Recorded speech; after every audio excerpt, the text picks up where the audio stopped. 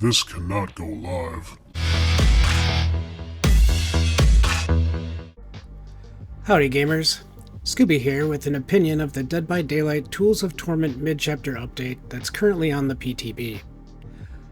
Once again, I'm not going to touch on each and every aspect of the upcoming changes. After spending the night on the PTB, I'm going to quickly go over what I feel are the two most controversial aspects of the update: Dead Hard and healing. When it comes to Dead Hard, I agree that it needed a nerf, but I don't feel like this was it. I think the safe unhooking aspect of the perk makes Dead Hard basically no longer usable. I have two problems with the safe unhook aspect. The first is that it takes 10 seconds for the game to trigger and unhook as safe. There are problems with this. If the survivor you unhook gets tunneled, or otherwise just turns into a potato, and gets downed within that time, no Dead Hard for you.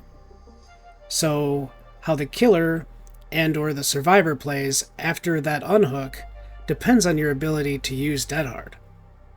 It just shouldn't work that way. That just feels bad. My second problem with the Dead Hard nerf is for when you are the one that becomes unhooked. You could be playing against a killer that likes to not stray too far from the hook and come back to them when they get notified of the unhook. If that killer decides to tunnel you, and you don't yet have Dead Hard activated, you're left with nothing to help you. This speaks nothing of what happens if you're the first hook of the game. There's no way you'd have Dead Hard active, making that tunneling scenario even more desperate of a situation. And speaking as a P100 Nia with TTV in my name, I can tell you that this happens a lot of the time. Dead Hard needs a nerf. This isn't it, but I don't know what would be. I don't know if you make it token-based, or only active after being hooked twice, or if you eliminate or shorten the speed boost you get upon a hit. I'm not sure what the answer is, but I feel like any of those options is better than the safe unhooking requirement. This brings us to healing. There is one major change that I believe is nearly game-breaking, and that is the nerf to base healing speed from 16 seconds to 24 seconds. I believe it's too much. Let's quick break it down. I agree with the medkit changes. I think medkits should take the 24 seconds as a base factor to heal. The fact that they can only have 1 or 2 heals is good. Healing another survivor takes 24 seconds, or 30 seconds with Thanatophobia, 36 seconds with Thanatophobia and Sloppy Butcher. The slowdown perks don't stop there, obviously. I feel like this is too long. If it's to be increased, make it 18 seconds or maybe 20 tops, but 24 seconds seems too oppressive. Also, it now takes just as long to have another survivor heal you as it does to heal yourself with a medkit. In my opinion, this is counterintuitive. Since altruistic healing requires 2 survivors to be away from the objective, that teamwork should be rewarded, and thus make it faster than as if you were healing yourself. The strength of medkits and the ability to continuously heal yourself is what the problem has always been. And since you're not being rewarded with efficiency for using teamwork, survivors will still bring 2 heal medkits and rely on their teammates as a last resort. This will continue to promote the quote-unquote one-man army, ensuring 3 people are pushing the objective. Self-care now takes 70 seconds to complete a heal. That's with no slowdowns. If you add in perks like Thanatophobia and Sloppy Butcher, it'll take you longer to heal than it would to do a generator, by an alarming amount. This makes the perk even more unusable than before. Now, I know I said in my last PTB video that you should just not use self-care, and I stand by that. But for the new players starting out, a lot rely on it. I once did.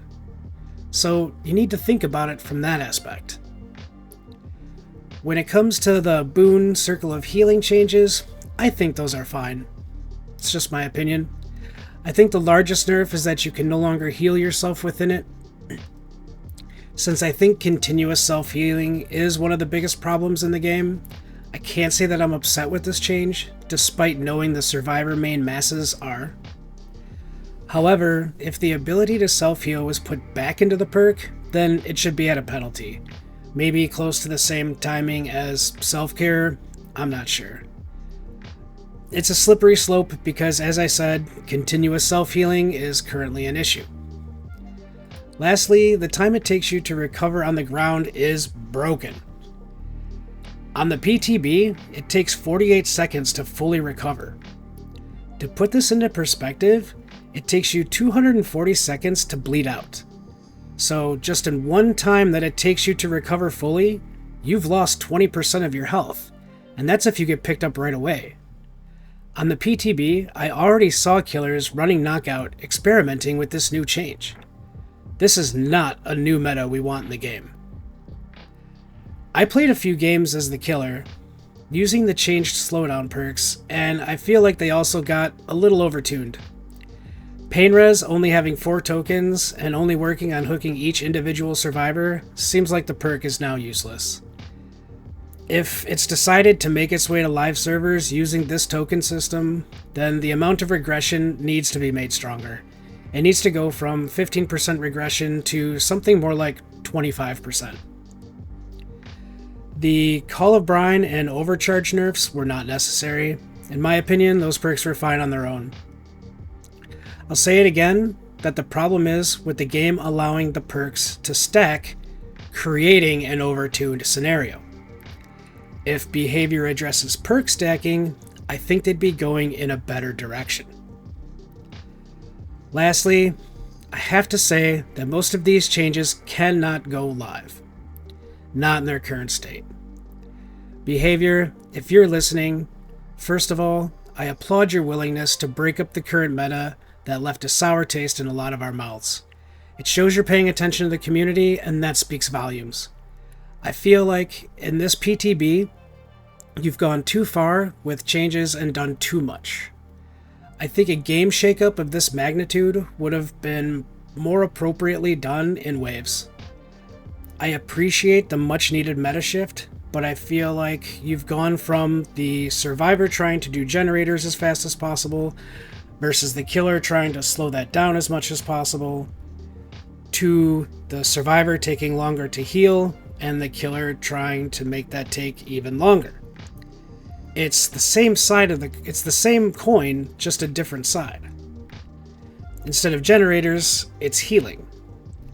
And I say that, but you also nerfed all the gen regression perks and paid no attention to the gen progression perks, thus creating another imbalance.